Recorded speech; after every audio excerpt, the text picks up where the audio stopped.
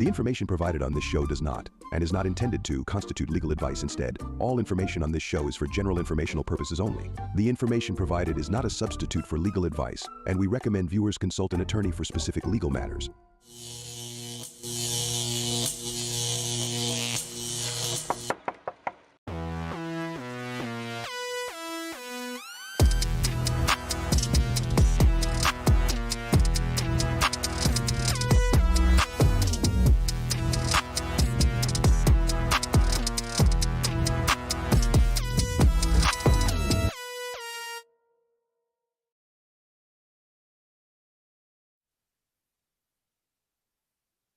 Welcome back to Condo Craze and HOAs. We're here live each Thursday, 7 o'clock p.m. on Condo Craze and HOAs channel on YouTube. And of course, that's all made possible by our fantastic sponsors who truly offer you the best services in South Florida, including our diamond sponsor, our diamond sponsor, Best Roofing. And by the way, yeah, because I was thinking ahead, to tell you the truth. It's not just the show that they make possible. It's just so many things. They make seminars possible.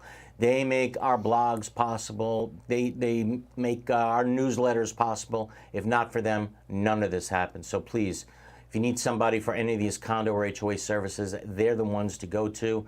I'm attorney Eric Glazer, board certified by the Florida Bar in Condominium and Plan Development Law, and I'm here today. Hey, look, not with Karen. That does not look like Karen, right? But today is a very special day, as I'm here with my son Brandon. And so many of you may remember Brandon actually handling security at our prior seminars as a 5-year-old, and actually sitting on Daddy's lap and saying, "Welcome to Condo Craze and HOAs." And wait a minute, I think, Rob, you did some research. You got it? Let's play it. I got it. Welcome to Condo Craze and HOAs. Yay! That's 6-year-old Brandon Glazer, and that was wonderful. You tell me when Good it's done. I don't afternoon, hear it on our happy end. Easter. The apple doesn't fall far from the tree. Right. And welcome back to Yeah, I Condo remember Craze and those HOAs. days. What the hell happened? You used to be so young and so cute. All right, you're still cute. No, now I'm taller than you. That's you had to say that. Now you say I had to say I'm taller than you. That was his dream, always to be taller than Daddy. All right, Brandon, by the way, just passed his state exam and has become a licensed community association manager as well, and would like to start working in a small association. So any of you small associations out there, if you need help, let us know.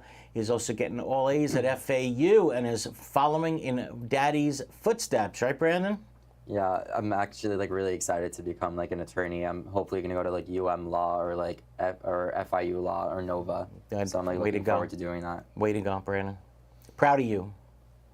Now that the extremely embarrassing stuff is out of the way, we are here each week to answer all of your calls and emails about the issues that make life in your condominium or HOA absolutely crazy from 1 minute to the next. We would love to get the phone lines or YouTube chat going early, answering all of your condo and HOA questions, no matter where you are in the state. So give us a call right here in our studio at 717-GLAZER-8. Again, that's 717-GLAZER-8, or that's 717-452-9378. All right, you can also visit us on the chat box on the Condo Craze and HOA's channel on YouTube. You can ask your questions right there. And of course, if you're a fan of the show, please don't forget to do 2 things.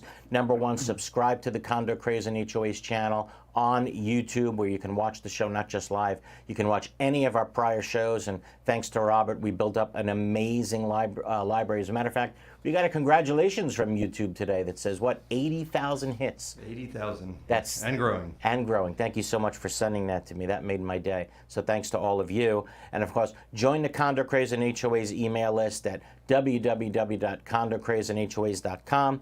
By doing so, each week you can get emails about the show, our blog, our free seminars, our newsletters, updates on the law, and a lot more. And I'll tell you, Rob just finished an amazing newsletter, and I think we're going to send it out maybe even tomorrow or the next day, right? By email blast to everybody. Yeah, I think early next week. Early next week. Yeah. Okay, great. A fantastic edition. Can't wait for you guys to get it.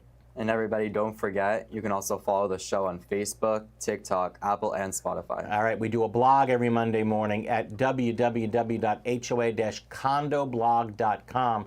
This week's topic is, can a condominium prevent an owner from owning more than one unit? Now, that's the topic we were going to talk about tonight, but my, how things have changed. And tonight our hearts go out to the millions of Floridians who are about to experience, unfortunately, maybe the scariest night of their lives. As you know, Hurricane Helene is barreling up the west coast of Florida and has a bullseye, it seems, on Tallahassee. And I think just before we went on the show, just before we went on the air, it was upgraded to a Category 4. So it's going to be a really, really tough night in Florida with maybe not only, of course, devastating winds, but the worst flooding in the state's history. Really going to be tough. So instead of talking about who can buy how many units, we're going to talk about two statutes that we haven't spoken about since COVID was all over the place. And that's the emergency powers of condo and HOA directors when absolute disasters strike. Yeah, these emergency powers of the Board of Directors are going to affect for maybe thousands of associations across the state after tonight, because the statutes were designed originally for COVID, actually, but they go into effect for any emergency where the governor declares a state of emergency. And the governor has declared a state of emergency in probably every county, maybe north of even Palm Beach at this point. So again, all these statutes that we're going to talk about are in effect now. Brandon, what are those statutes? So for those of you following at home, for condominiums, the relevant statute is 718.1265. And for HOAs, the relevant statute is 720.316. All right. Now, even though these are actually different statutes, right, one under the Condo Act and one under the HOA Act, they're nearly identical. I printed them up before we went on the air. And so what we teach you guys now are going to go into effect, or I should say in effect, they're already in effect for condos and HOAs. And here we go. I'm going to start it off. And if you guys want to chime in at any moment, you can. So here's what the board, right now, what boards of directors can do at this moment. They can conduct board meetings, committee meetings, elections, and membership meetings in whole or in part by telephone, real-time video conferencing, or similar real-time electric or video communication, with notice given as is practicable. Notice, it does not say you have to give a 48-hour notice, you have to give a 72-hour notice, you have to give a 14-day notice. All of that's basically, done with. And the notice can be given in any practical manner, including publication, radio, U.S. mail, the internet, electronic transmission, public service announcements, and conspicuous posting on the condominium property or association property, or any other means the board deems reasonable under the circumstances. Now, you got to think about it. Suppose, and you're going to have this situation, unfortunately, with a Category 4, especially with HOAs, you may have homes blown away. You may have common elements that are blown away. You're certainly going to lose electricity, right, for many associations, and they're talking about it, you may lose electricity for weeks.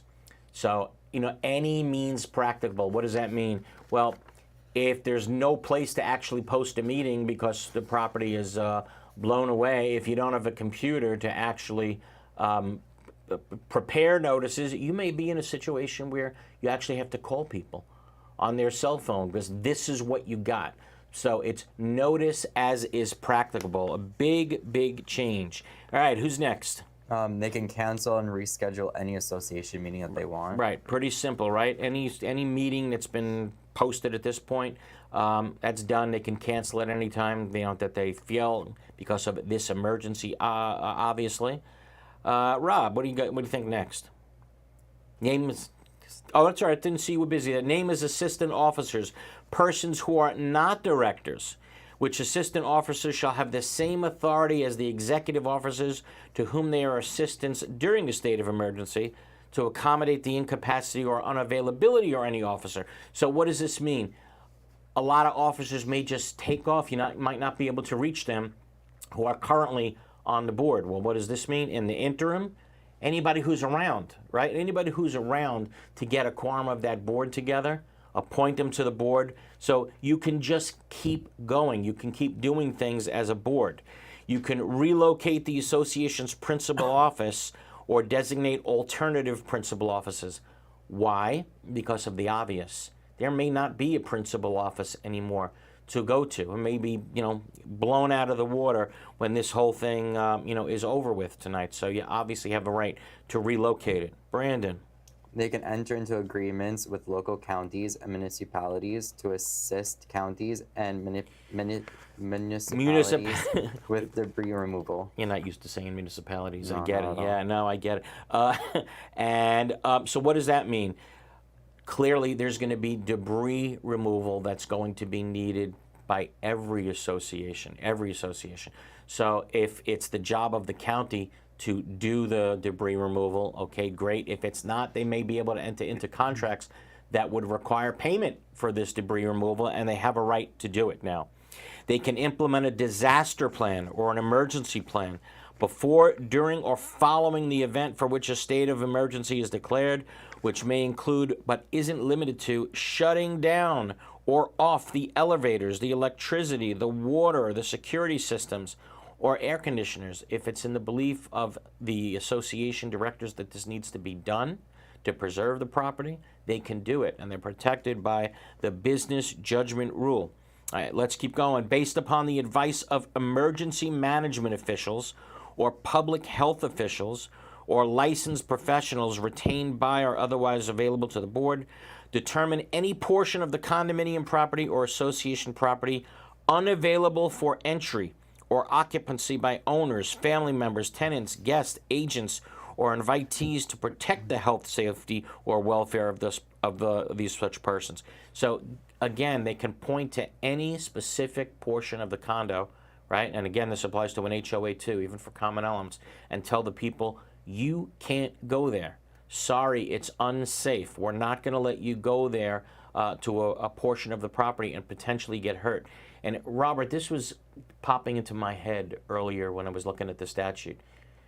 The way the Champlain Towers fell was incredible, because you had a situation where, in effect, half of the property fell, or most of the property fell, but there was a large portion of the property that actually remained. Many units actually remained after the collapse. And I'm wondering if at least some people were saying, wait a minute, I got valuables in there. Wait a minute, I may have a pet in there. Wait a minute, I got to get back in there to get my wallet, my passport, my driver's license, all my documents. Were you familiar with any of that? Did you see any of that? Are people wanting to go back in? I mean, a lot of the survivors or those that weren't in the building when it collapsed, they were the first to try to help others that might have been in there, but also try to see if they could collect something of theirs as well. Yeah, so I didn't even think about that. I want to go back in to assist others. Yeah. Yeah, and of course, if the building's not deemed safe, as much as you want to go in because something that you need or someone that you need. Pets were right? a big one. Okay, I remember that. That's why specifically I'm asking you. I remember people were saying, I got to go back in to get my pet. Yeah. And unfortunately, you were not allowed to go in and get your pet. No. Okay, so the same type of situation here. No matter what, the board has a right to tell you, sorry, we can't let you go back into that dangerous building. Require the board, again, this is all the things that the board can do. Require the evacuation of the condo property in the event of a mandatory evacuation order in the locale in which the condo is located. Should a unit owner or occupant of a condo fail or refuse to evacuate the property or the condominium property association property where the board has required evacuation, the board shall be immune from liability or injury to persons or property arising from such failure or refusal. Think about that. The board says to you, get out. You say, no, I'm gonna wait it out. I'm gonna be here for the storm. You suffer some damage. You suffer an injury. And after the injury, they say, well, I got injured because you failed to maintain the roof. And the board says, well, we told you to get out. Even if it's true that we failed to maintain the roof, you've just lost any claim that you possibly had for negligence against the board, because when we ordered you out, you didn't listen. So it's a potentially big deal. Based upon the advice of emergency management officials or public health officials, or upon the advice of licensed professionals retained by or otherwise available to the board, they have the right to determine whether the condo property or any portion thereof can be safely inhabited accessed or occupied. However, the determination is not conclusive as to any determination of habitability pursuant to the declaration. So just like they say they can kick you out, they can determine which portion of the condo property is actually habitable. They can make that determination. They can make a determination to mitigate further damage, injury, or contagion, including taking action for the contract or removal of debris, and to prevent or mitigate the spread of fungus or contagion, including but not limited to mold or mildew, by removing and disposing of wet drywall, insulation, carpet, cabinetry, or other fixtures in the condominium property, even if the owner is obligated by the declaration of law to insure or replace those fixtures. Think about that. The kitchens, for example. You can't touch my kitchen cabinets. I own my kitchen cabinets. Well, problem is, by keeping your kitchen cabinets there, they're already moldy, and the mold is going to spread to other units of the common elements. We're ripping them out, and you can't do a thing about it. That's bottom line. That decision is, again, made by the board.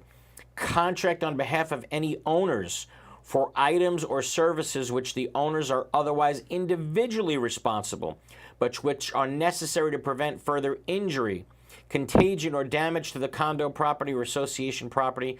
In such event, the unit owner or owners on behalf of whom the board has contracted are responsible for reimbursing the association for the actual cost of the item or services. Think about that.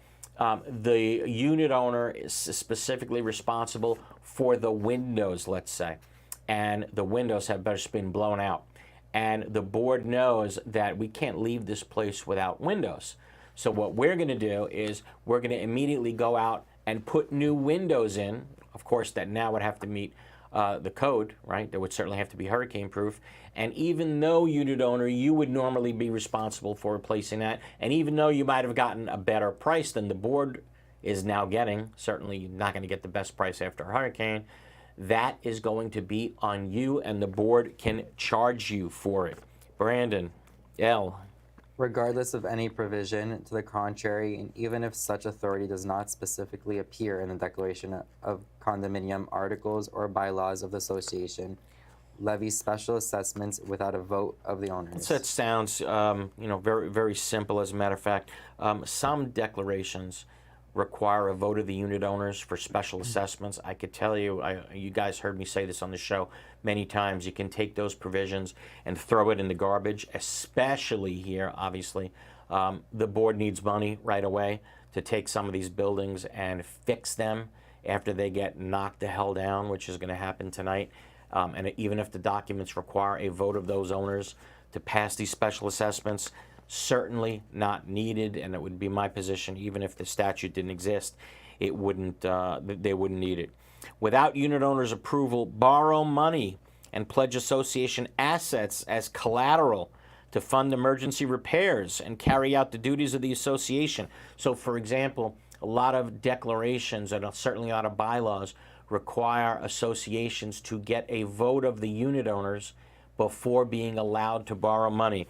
According to the new emergency power statute, you can take that provision and throw that into the garbage. Now, how long does the board have these powers for? How long does it, can they do this without falling back and coming back to the normal provisions of the Condo Act and the Homeowners Association Act? So if you look, the statute says the special powers authorized shall be limited to that time reasonably necessary to protect the health, safety, and welfare of the association and the owners. Okay? Now, what does that mean? I'll tell you what it doesn't mean. It doesn't mean that once the state of emergency is over, that the board loses its emergency powers. So who makes the decision as to when the board's powers are over? And it seems to me that the statute leaves that up to the board. So the board gets to decide, who can be king, quite frankly. And association cannot prohibit the owners, tenants, agents, or guests or invitees from accessing the unit and the common elements and limited common elements pertinent thereto for the purposes of ingress and egress from the unit. When access is necessary to sell, lease, or transfer the unit, or the habitability of the unit, or for the health and safety of such persons unless a governmental order or determination or a public health directive from the Center for Disease Control and Prevention has been issued prohibiting such access. So someone has medical equipment in there that they need to get. The board can't stop them from getting that.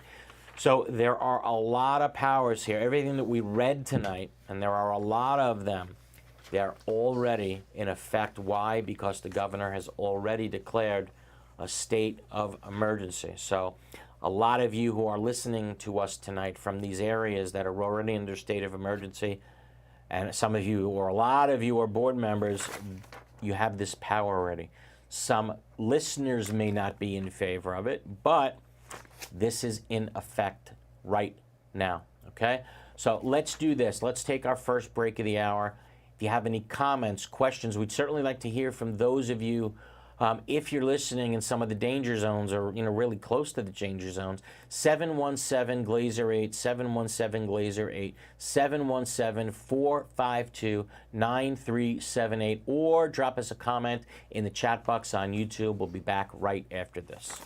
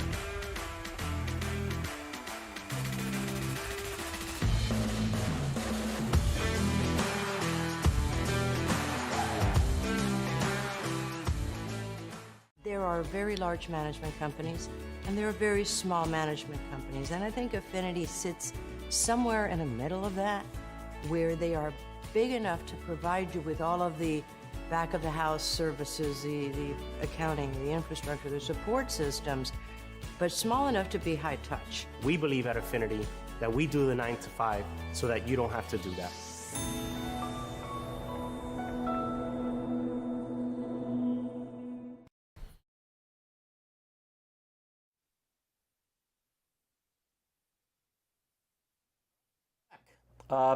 Very special edition tonight because of the potential chaos that's about to hit the state of Florida. We just reviewed a lot of the new laws that go into effect when the state of emergency is declared as a result of a storm. Anybody have any questions? Let us know. As a matter of fact, let's go to the first call of the day, Ron. All right. First caller didn't leave a name, so when you hear a beep, you are live. Who do we got? Good evening, Eric. Good evening. Who do we have? This is Julia from Hallandale. Hey, Julia. How are you? We got lucky so far, Julia. We're not in the danger zone. So far, no, it's been real quiet on Florida's East Coast for a while in terms of hurricanes. It's been lovely. Yeah. Lucky is good. I'll take lucky. Absolutely, of course. So I had a question not related to the emergency situation, but then at the end I will tack on the emergency question. Was regarding the grievance committees. Okay. And I recently heard that there were some changes in the laws that pertain to HOA. For example, the board needs to vote on levying a fine for. Does that apply to condo as well? Yeah. If so not, what is the process? The procedures is the same for condos and HOAs, and a lot of associations are still getting it wrong. Okay. If you want to find somebody, here's how it works. Let's say one of the owners has been parking in guest parking for the last 5 days, and you want to find that owner, okay? And so what you do is you put on the agenda item for a board meeting, the finding of, let's say, Unit 501, okay? When that agenda item comes up at the board meeting, one of the board members perhaps makes the presentation that says, okay, we want to fine Unit 501 who parked for 6 days in a row in guest parking. So is there a motion to fine Unit 601 $100 a day or $600? Does anybody make that motion? Yes. Anybody second it? Yes. Okay, $600 fine assessed. Does the fine go into effect yet? Absolutely not. Why? Because it now has to go to an independent fining committee made up of at least 3 people, and you have to give that owner at least 14 days notice to appear in front of that fining committee. And what happens at that fining committee? The fining committee can only do this. They can only grant the fine or put the fine into play for $600, right? Or erase it entirely. They do not have the authority to mitigate the fine in any way, shape, or form. So it's either throw out the fine or impose the fine for the full amount. And that's how it works. And now within 5 days after that proceeding, you have to let the person know in writing what happened at that meeting. Okay, within 5 days. And does that apply to condo yes. as well? Not Yes, correct. Yeah. I was reading 718303. Right. And maybe I was reading the old version of it. Maybe. I don't have the brand new statute in front of me, but okay. I will tell you this. How does the person know what to do if you don't tell them what happened at the fining committee anyway? So, yes, 100% I would notify the unit owner who got a fine, tell them what happened at the meeting. Either you're lucky and we did away with it, or, right, no, it's imposed. You got to pay it. Now, but there needs to be a meeting to levy now, the fine. One of the new things that happened is that the statute now makes it clear that if the violation was cured before the time of the fining committee meeting, then the fine shall not be assessed. Okay? So it's pretty interesting. So if I guess you can interpret it this way as well. Well, they're no longer parking in guest parking. So does that mean you can't impose the fine because they're no longer doing it? Yeah, it seems to me that that's exactly what the law is saying. If the violation is cured by the time you go to the committee, then you cannot impose the fine. Okay? And as far as the committee, does it need to be noticed and open to the owners just like a board meeting is? Those meetings are absolutely open to the owners. Absolutely. And noticed 48 hours? And like no, it's even different. Remember, they got to be 14 days notice. So this is not a board meeting to me. It's an interesting question. But yes, correct. I would say a 48-hour notice. Had to think about that one for a minute. But yes, I would say a committee meeting, just like the board meeting, has to be noticed with 48-hour notice. However, this gets a little confusing. The notice to the person getting the fine has to be 14-day notice. And is that a 14-day received notice? For example, they mail a letter 14 days I would send it out by certified mail, return receipt requested. That's how I would send it out. Okay. No, I don't believe it's from when received. No, it's 14 days from when they mail it out. Okay. Okay. Okay. And now a tail question regarding the emergency, if you allow me. Yes.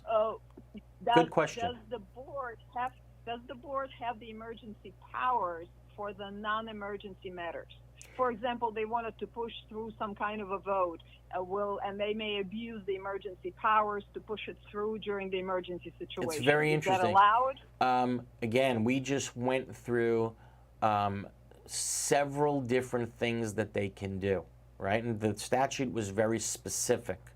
Those emergency powers were for very specific things that help the condominium during a crisis, right? So I would say no, if it's not one of those things that help get the association through a crisis, right, then I don't think the emergency powers would apply to that, okay? Awesome. Thank you very much. Okay, thank you. She always has great questions. And if there's no fining committee, you would have to create one in order Create to one, fine. absolutely, yeah. And the fining committee can't be related to members of the board. So there's a lot that goes into it. I'm going to have a show one time on whether or not fines actually work. You know, there's all this talk about fines. Does it work? I don't know. I'm not convinced that fines really work. You know, what happens if a unit owner doesn't pay? Can't become a lien on the unit. So, you know, most situations. So the unit owner thumbs their nose at the board and says, I'm not paying. What happens with that fine, right? Maybe it stays on the ledger for a couple of years, right? And then what happens if the statute of limitations expires? Can you now go after that person? It's a good argument that says, better erase that fine because you can't go after me anyway for it. The statute of limitations expire. So I'm not necessarily a big fan of the fine thing. I don't know if it works. If someone's being a troublemaker, what does work is suing them. Get an injunction against them for the actions that they're doing. Get an award of attorney's fees against them for some real money, and I'll guarantee you that will stop their negative behavior. It always does. Who else we got? Let's go to Don from, I think it's Boynton Beach. Hey, Don. Rivera Beach. Yes, thanks for taking my call. Appreciate it. I'll Sure try to make this quick because I know you've got more pertinent calls probably addressing the storm.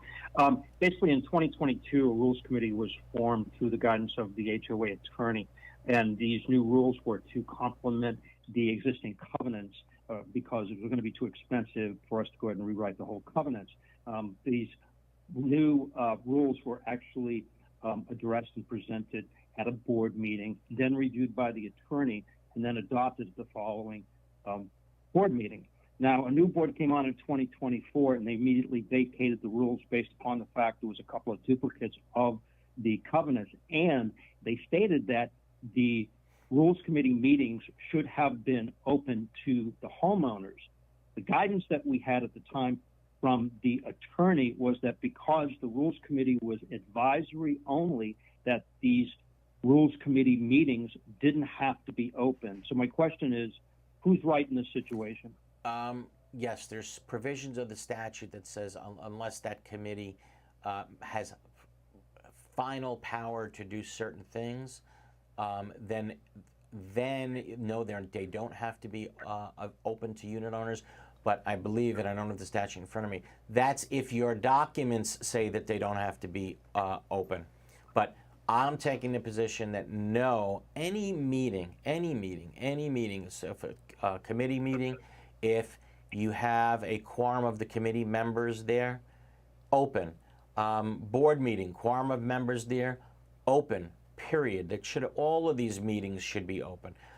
Yes, it was an advisory committee to the board regarding the rules. And I was concentrating, quite frankly, more on the beginning of your question because it seemed to me that you were telling us that the board at the time did not want to go through the hard part of amending the documents and instead wanted to create all these rules.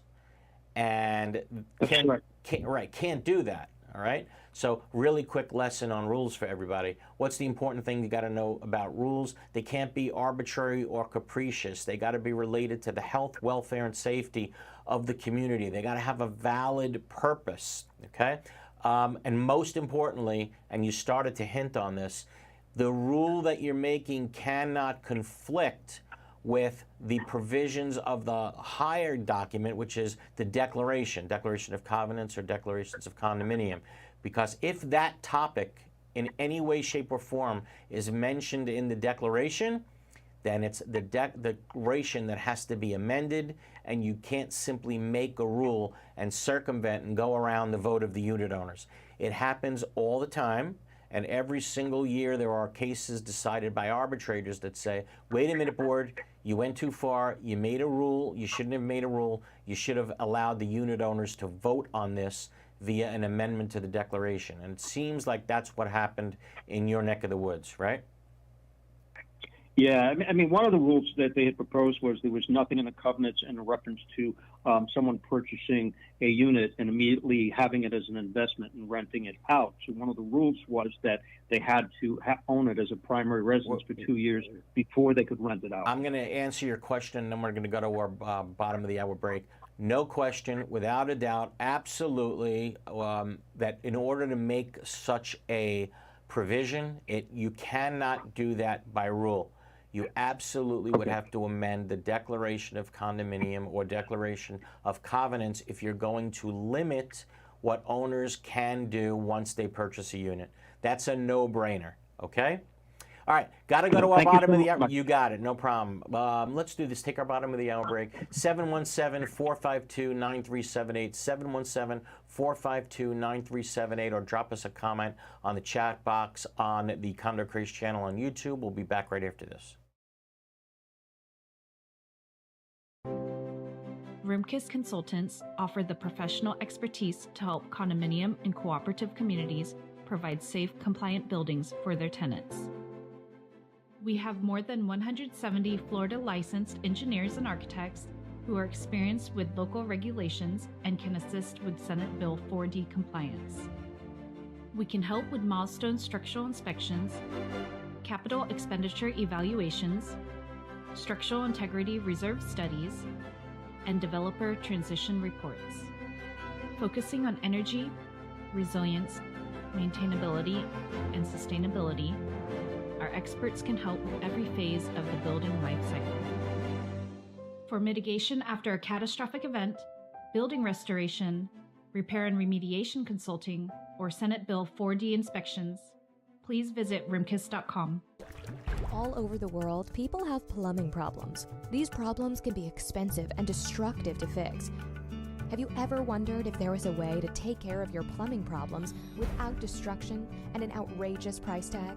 Welcome to Pipelining Technologies, Inc., where we specialize in fixing your problems without demolition and minimum cutting by means of pipelining. Pipelining is the ability to take a pipe damaged by root intrusion or long-term deterioration and make it new. By means of inserting an epoxy-saturated liner into the pipe and allowing it to harden or cure, leaving behind a brand new pipe. That sounds great. How can I get pipelining in my home, commercial building, or condominium? Simply fill out our online contact form and a pipelining representative will get in touch with you in a timely fashion, or call us directly at 561-853-5463.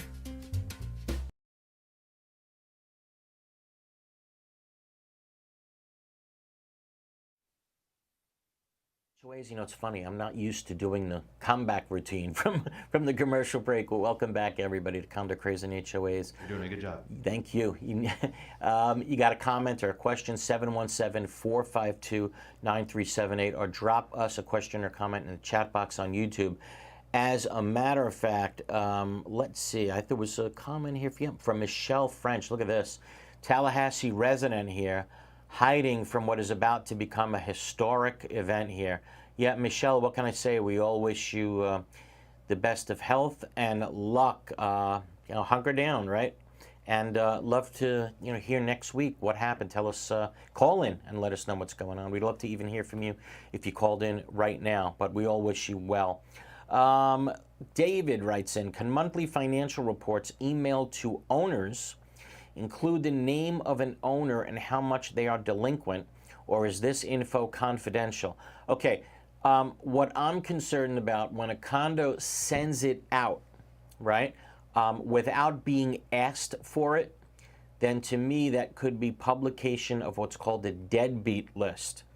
And yes, you can get sued under the Fair Debt Collection Practices Act, and you can find yourself sitting at the defense table in a federal courtroom, right? Now, that's different than if someone went into the office and said, I'd like a copy of everybody's ledger, okay? You would be entitled to a copy of everybody's ledger. Nobody's ledger is immune from anybody else, okay?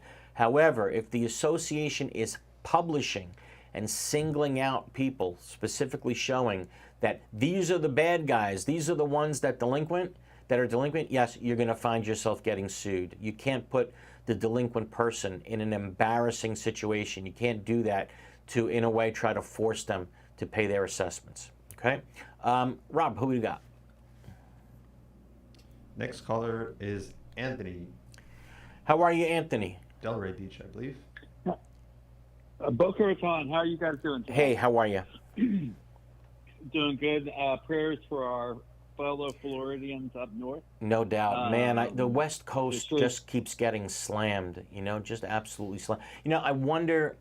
Maybe someone can tell me, how far is Tallahassee from, like, what was it called, like Mexico City or something? The one that got totally slammed about 2 years ago.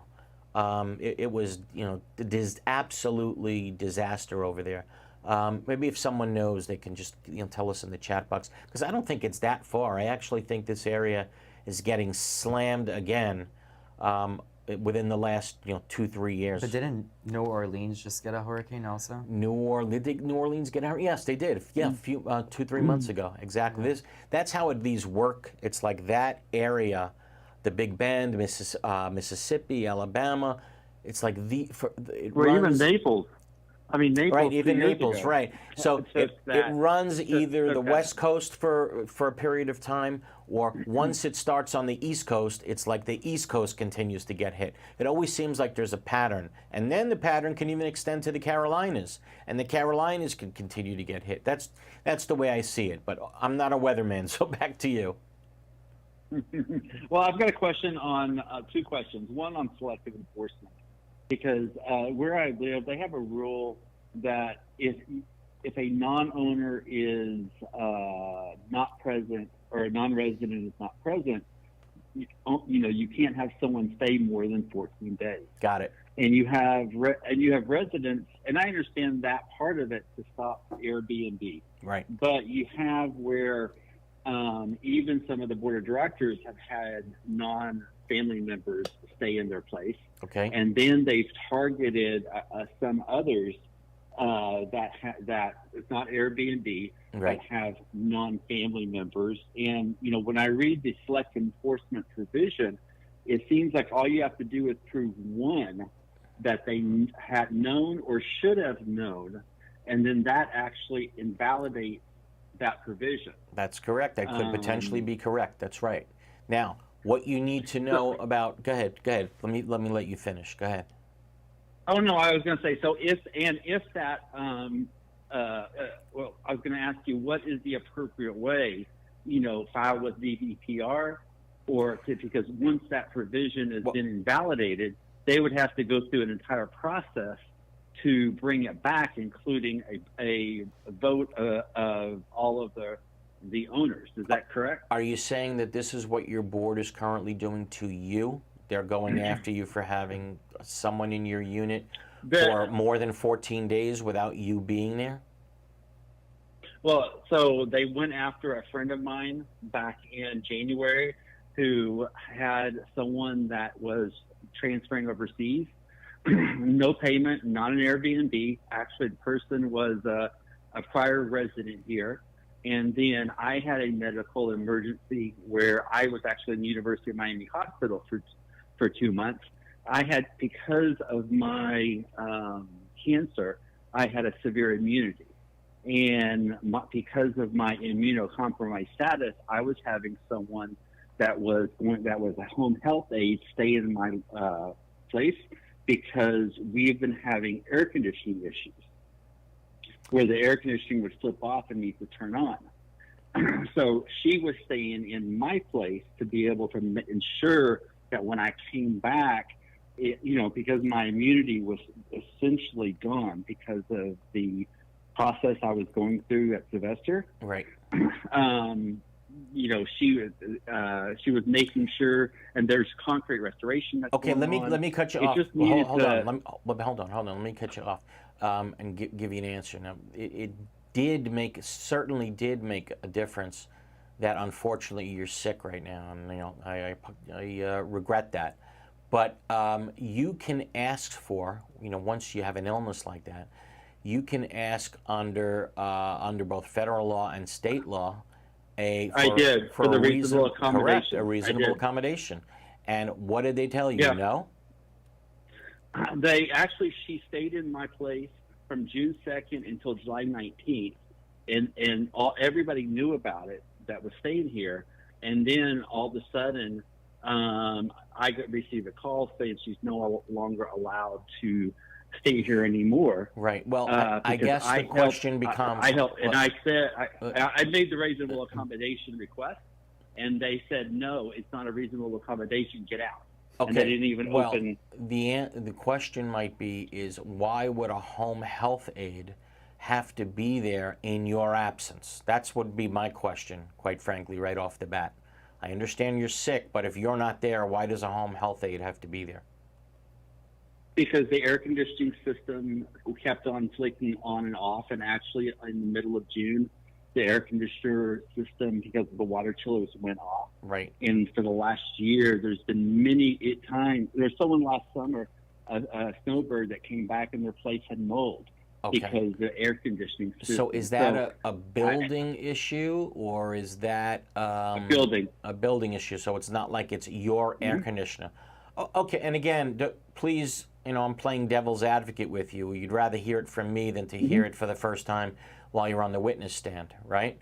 So why can't somebody come by periodically to check it rather than have someone sleep in the house 24 hours a day? Again, this is the things that the board's counsel is probably advising them on. So don't be insulted by the way I'm talking to you. You'd rather hear it from me. Oh no, absolutely. I appreciate that, but the other part is that even some of the board members have allowed non-owners to stay in their place.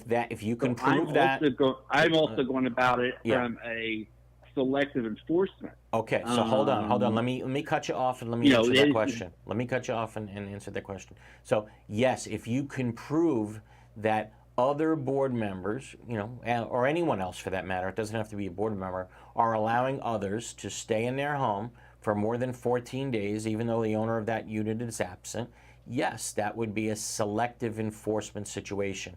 Now, when these topics come up, I'd just like to teach the important things about them. So what do you have to know about selective enforcement? Number one, it's a shield and not a sword. So you can't use selective enforcement as a plaintiff. Selective enforcement is when you get sued for something, you're allowed to raise as a defense selective enforcement. Okay? Number two, got where I was going with selective enforcement. Okay, you have to compare apples with apples. In other words, you can't say it's the exact same rule. It has to be the exact same thing, because a lot of times people will say, well, look what they're coming after me for, but they don't go after Joe for leaving plants out. They don't go after Sally for failing to paint her door. It has to be the exact same violation. Otherwise, don't tell me it's selective enforcement.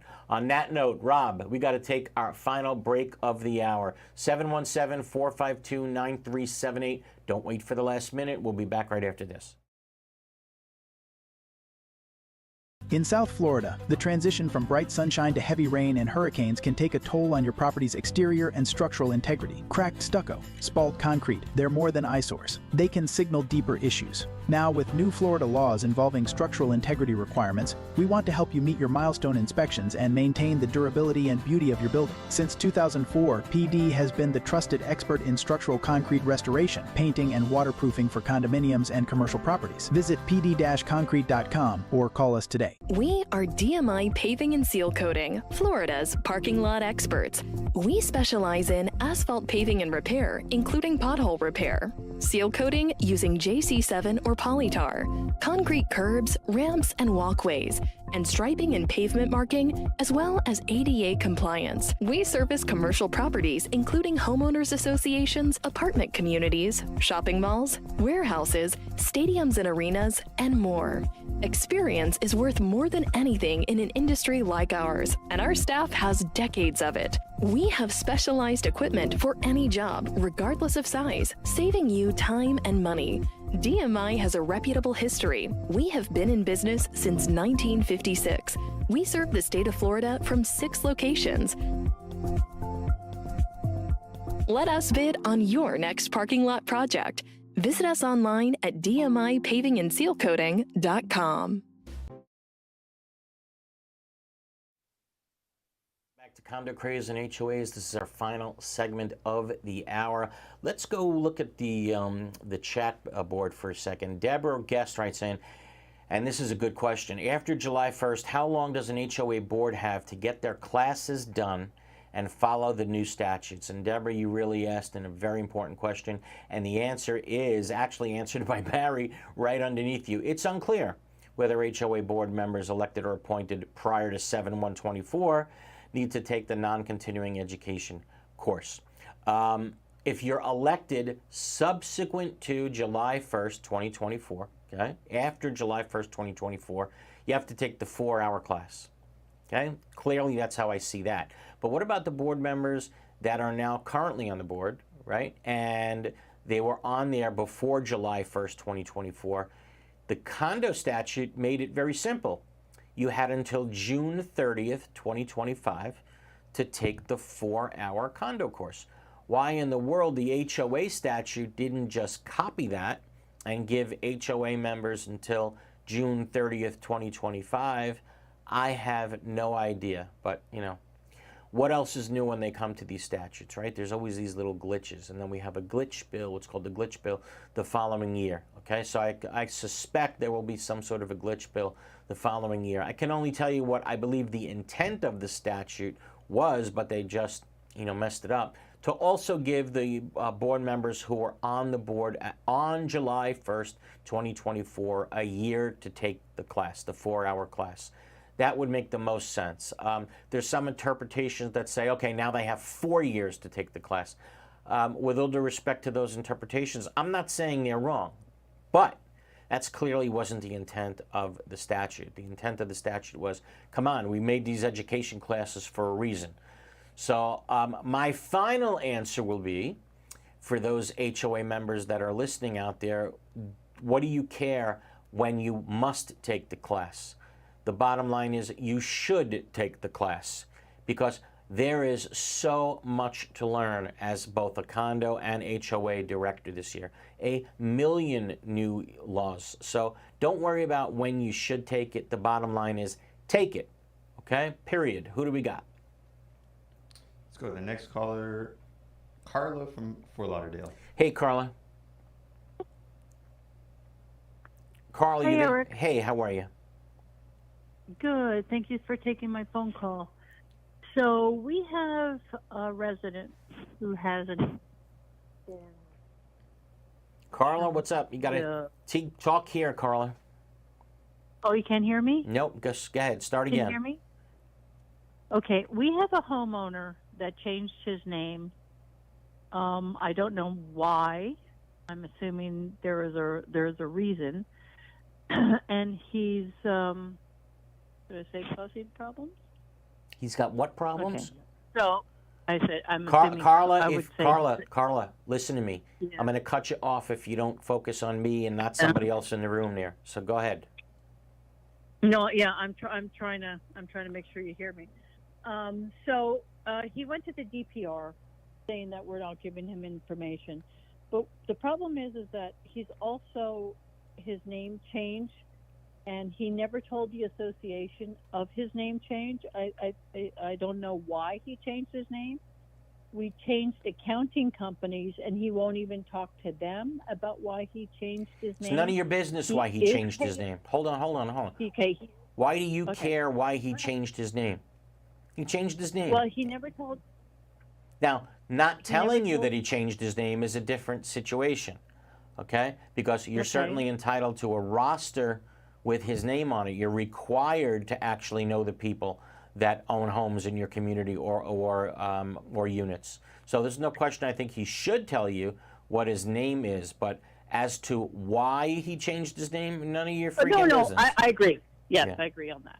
Now, which raises another question. What's great about this show, guys, is that one question leads to another, leads to another. You can talk about things all day long. So if you notice now, what the statute says also is sometimes board members want to say, so when somebody makes a records request, well, we want to know why they're asking for access to records. You absolutely have no right whatsoever to ask a person why they want access to these records. They are simply entitled to it. Rob, let's go to the next caller in the 2 minutes we got left. All right. Next caller, there's no name, so when you hear a beep, you're live. Okay, who do we got? Dominic. Hey, Dominic, how are you? Good evening, Eric. Eric. Dominic, where are you? I am fine, thank you. I'll see you at the convention October 5th. Dominic from In any Hollywood, event- yes. Okay, Dominic, what's up? Yeah. Well, 2 points.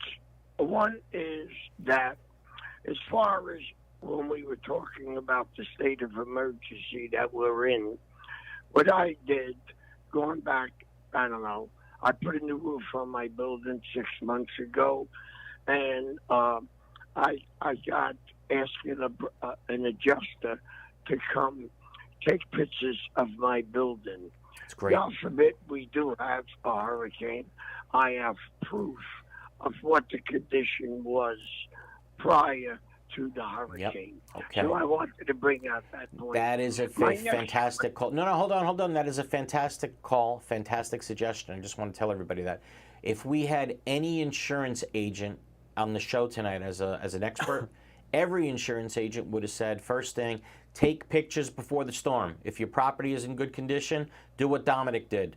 Take pictures so that after the storm hits, you can say, look how it looks now and look how it looked before. So, actually, a very good suggestion, Dominic. What else? Thank you so much. I just last week did my 60-year milestone and also did my structural integrity reserve study, Great. which somewhat frightens me financially what the maintenance can go up to.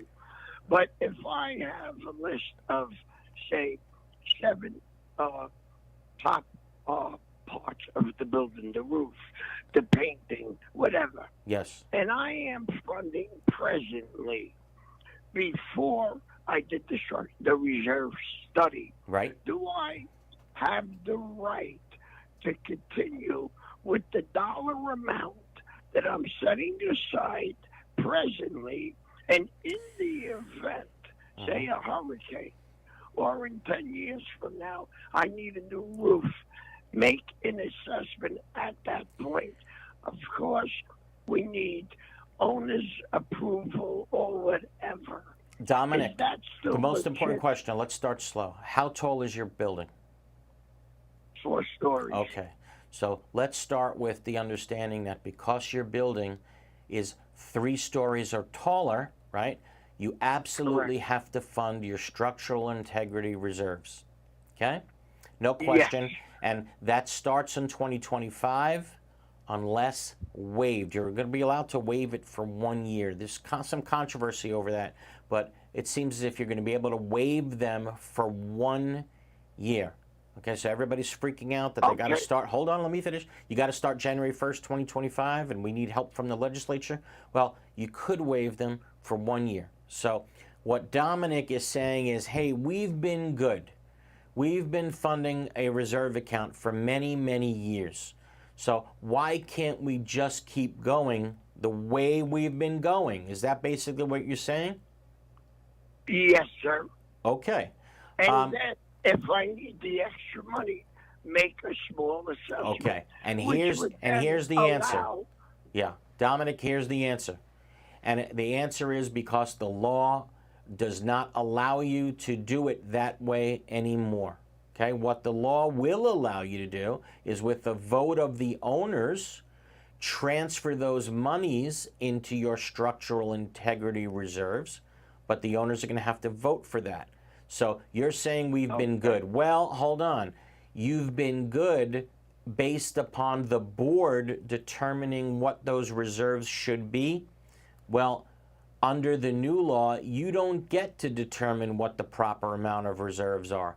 That decision has to be made by an architect, an engineer, or someone with CAI credentials. So you might be saying, hey, we've been funding reserves, we're doing great. An expert may come in and say, man, have you been underfunding these reserves? Are you kidding me? What kind of numbers did you guys use? You were ridiculous. I'm not saying that you did that, but an expert that comes in may say that. So the bottom line is you are required to have your reserve study now, not done by the board, but it's got to be done by an architect, engineer, or someone with CAI credentials. Okay? And as a matter of fact, you got to certify to the division that you've done your structural integrity reserve study. So, you know, okay, so all these things are the reason why you can't keep doing the things the way you've been doing it. The whole idea was to take away the power of the board to deal with reserve issues now. It's completely out of your hands, buddy, okay? That's just the way it is. I thank you. Okay? Dominic, thank you. Thank you. You got it, buddy. Thank you. Thanks for tuning And in. I'll be sitting in on your class at 8 a.m., Eric. I appreciate it. You know what? Before we go, I just want to review the dates for the classes. I will tell you guys that there's not going to be enough chairs for the people that are signing up for the seminars. It's going to be amazing. The class certifies both HOA directors and condo directors at the same time. Remember, clearly, if you've been elected to the board subsequent to July 1st, you definitely have to take the class. Anybody who doesn't take the class within 90 days of getting on the board, you are off the board. Did you learn that in school? I learned they that in taught you school. that? Yes? Yes. Okay. Good. All right. So here we go. All right. So these are the dates that I'm teaching the classes. They're going to be all around the state. October 9th at the Palm Beach Convention Center. As a matter of fact, there's so much to teach now that the classes used to start at 8:30. Well, now they start at 8 a.m. So go to sleep early the night before because I'll be teaching starting 8 o'clock. October 9th, Palm Beach Convention Center at the L&L Condo and HOA Expo. October 15th, 8 a.m. at the Palm Beach Convention Center, L&L Condo and HOA Expo. October 24th, 8 a.m. at the Tampa Bay Convention Center at the L&L Condo and HOA Expo. And November 13th in Orlando at the Orange County Convention Center, again at the L&L Condo and HOA Expo. You get the chance to not only take my 4-hour class, which is pretty damn long, believe me, but required. You also get to meet a whole bunch of vendors. There's the opportunity to take other classes in the afternoon. Free lunch is provided. Believe me, not a bad day, okay? And on that note, ladies and gentlemen, for those that are listening in northern Florida, please, our hearts and souls are with you tonight, and we wish you only the best. Best of luck, best of health to you and all your families. And one more thing. Next week, because of the Jewish holidays, we won't be here on Thursday night. So we will see you the following week, and just wish all of you and your families well. And if you need legal help off the air, you can give Glazer and Sachs a call, 954-983-1112. Again, 954-983-1112. Everybody be well, and we'll see you again in 2 weeks. Take care.